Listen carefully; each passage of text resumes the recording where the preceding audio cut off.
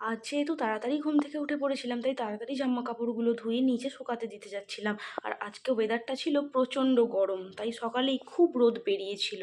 এই যে পাশের কোয়ার্টারগুলো দেখা যাচ্ছে, এখানেই প্রত্যেক দিন সাপ বেরোচ্ছে। আমাদের কোয়ার্টারেও যদিও বেরিয়েছিল। আমি তাড়াতাড়ি এক বালতি জামা কাপড় কেচেছিলাম, সেগুলো শুকাতে দিয়ে দিয়ে চলে গেলাম গার্ডেনের দিকে।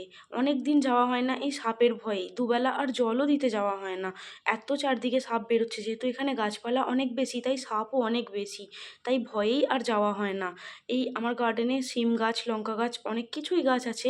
এই যে এটা হলো শশা গাছ, যেটা আমার বর ইউরিয়া দেওয়ার কারণে নষ্ট হয়ে গেছে। আর গার্ডেনে আসা হয় না, তাই গাছের মধ্যেই ভেন্ডিগুলো পেকে গিয়ে খারাপ হয়ে যাচ্ছে। তাই আজকে ভাবলাম একটু কেটে ফেলে দিই, তাহলে হয়তো নতুন আবার হবে। আর এই যে শাকের গাছগুলো, মানে লাল নোটে শাক, এগুলো কাটাই হয় না। তারপরে চলে এলাম উপরে। এসে একটু বাঁধাকপি শুকনো রান্না করব বলে সেগুলো ভিজিয়ে রাখতে যাচ্ছিলাম।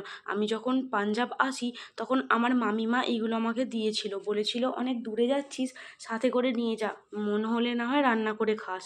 আজকে শুনলাম আমার বরের নাকি খুবই পছন্দের, সেই বলে গেছে রান্না করতে, তাই একটু ভিজিয়ে রাখছিলাম। কারণ বাঁধাকপি নাকি 1 থেকে 2 ঘন্টার জন্য ভিজিয়ে রাখতে হয়। আমি কখনো রান্না করিনি, এই প্রথমবারই রান্না করতে যাচ্ছি।